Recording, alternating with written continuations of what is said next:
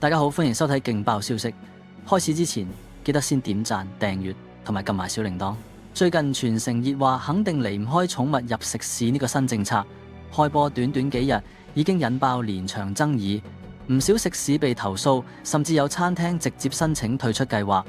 究竟呢個被形容為人寵共融嘅新嘗試，係咪一場災難，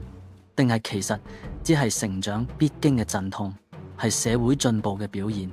定係高估咗大家嘅文明程度？今集我哋就同大家一齊深度拆解成件事。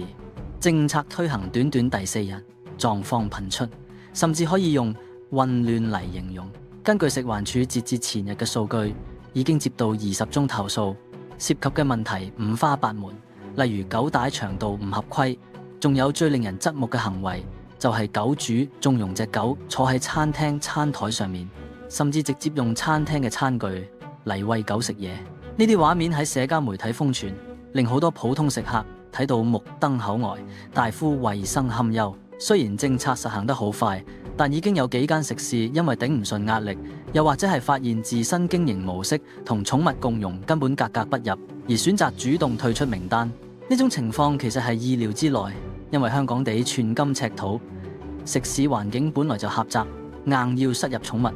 對營運者同其他食客嚟講，確實係一大挑戰。呢個試驗期嘅混亂，正好反映出社會對於呢個議題嘅準備程度，並唔係所有食肆都具備接待寵物嘅條件同應變能力。面對社會咁大嘅反彈同爭議，政府嘅態度依然相當堅定。政圈流傳消息指，政府對於呢個政策嘅推行決心非常大，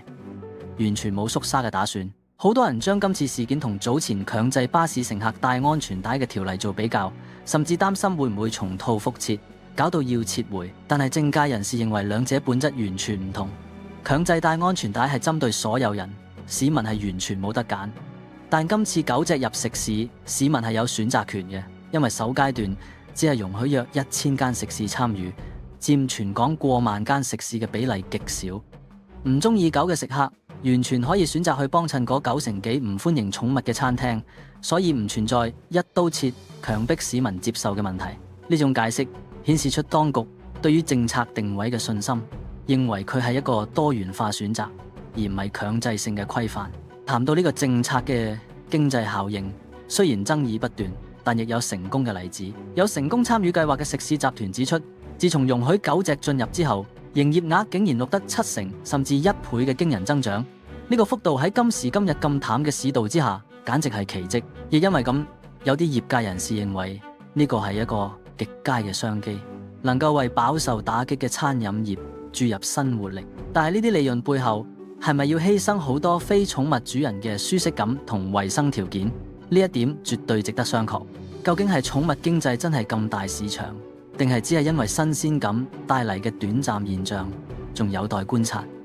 但對於好多生意慘淡嘅東主嚟講，呢啲真係觸手可及嘅救命草。不過經營者亦需要衡量，如果因為寵物而流失咗原本嘅客源，或者係因為管理不善而導致食客投訴，呢個生意增長係咪真係可以維持？呢個係每間食肆都要深思嘅問題。成個爭議嘅核心其實唔係狗隻本身，而係部分狗主嘅質素問題。唔少評論都指出，好多狗主雖然好愛自己嘅寵物，但缺乏應有嘅公德心，甚至將自己嘅方便凌駕於公眾利益之上。當佢哋帶住隻狗入去餐廳，以為自己係寵物友善嘅受益者，卻無視周圍食客嘅感受同埋衛生標準。呢種只顧自己開心，唔理其他人感受嘅態度，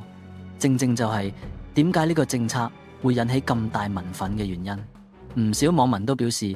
如果你係一個負責任嘅狗主，會識得管好自己隻狗，但偏偏有一小撮人破壞咗呢個好意，搞到大家都冇啖好食。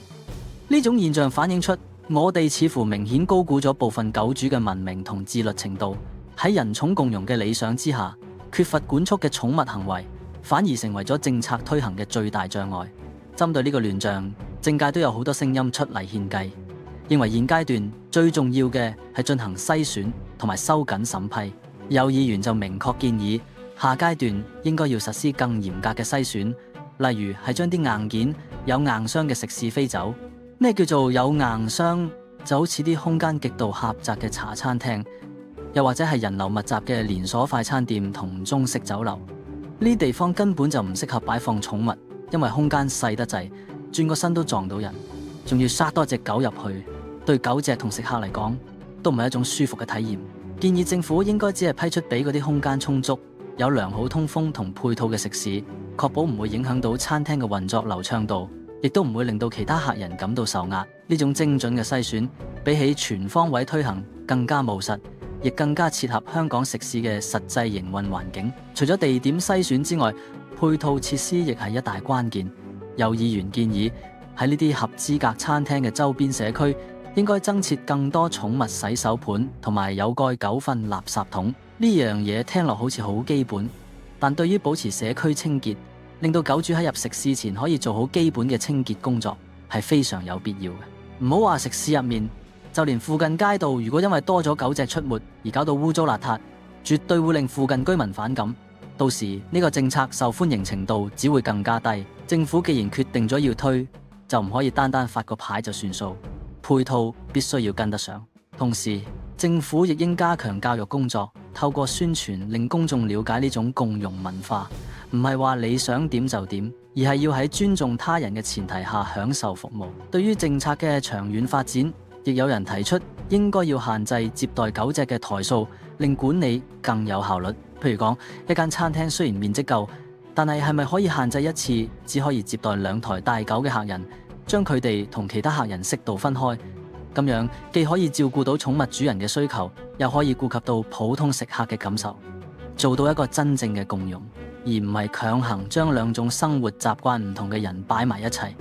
此外，引入更專業嘅認證制度亦值得考慮。如果一間食肆本身已經有完善嘅寵物友善配套，或者甚至有獨立嘅進出通道同埋專屬區域，咁樣就應該俾佢哋優先獲批，而唔係單純按抽籤或者先到先得嘅方式。呢種方法雖然會增加審批難度，但長遠嚟講，可以過濾走嗰啲根本冇條件但又想貪心賺錢嘅食肆，減少因為硬件不足而引發嘅糾紛。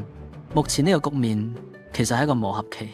亦都係一個考驗。政策啱啱起步，一定會有唔少問題，無論係餐廳經營者定係狗主，甚至係一般食客，大家都需要時間去適應。有議員認為唔應該因為頭幾日出現嘅混亂就全盤否定成個政策，因為推動人寵共融係一條長遠之路，需要社會各界共同努力，但前提係政府嘅監管一定要到位，唔可以話批咗牌就乜都唔理。一旦出現嚴重違規，必須要有罰則，要令到嗰啲唔守規矩嘅狗主知道呢度係公眾地方，唔係佢哋屋企。如果處理唔好，好容易會引發社會撕裂，甚至令呢個政策變成一個政治包袱，到時想救都救唔返。所以政府喺推行呢個政策嘅時候，處理手法一定要夠細膩，並要隨時檢討細節，防止政策變成爛尾項目，令到支持同反對陣營嘅矛盾進一步加深。總括嚟講，狗隻入食肆政策係一個大膽嘅嘗試，亦係一個充滿挑戰嘅任務。如果處理得好，佢可以係一個文明進步嘅標誌，豐富香港嘅生活質素。但如果處理唔好，佢只會係另一場社會衝突嘅導火線。重點問題係自律同尊重。寵物友善唔係一句口號，而係一種生活態度。如果你真係想帶隻狗去食飯，請你先問自己，你有冇能力照顧好佢，有冇顧及到周圍人嘅感受？而餐廳老闆，你亦都要問自己，你有冇足夠嘅條件去處理呢樣嘢？呢個政策嘅成敗唔係取決於政府嘅決定，而係取決於我哋每一個參與其中嘅人係咪真係準備好。希望政府可以聽取各方意見，唔好固執己見，喺執行細節上多加改善。而每一個養寵物嘅市民亦都請自重，令呢個城市可以更加包容、更加友善。多謝大家，今集嘅分析就去到呢度。唔知大家對於呢宗狗隻入食肆嘅新聞又有啲咩睇法呢？歡迎喺留言區分享你嘅意見，我哋下次再見。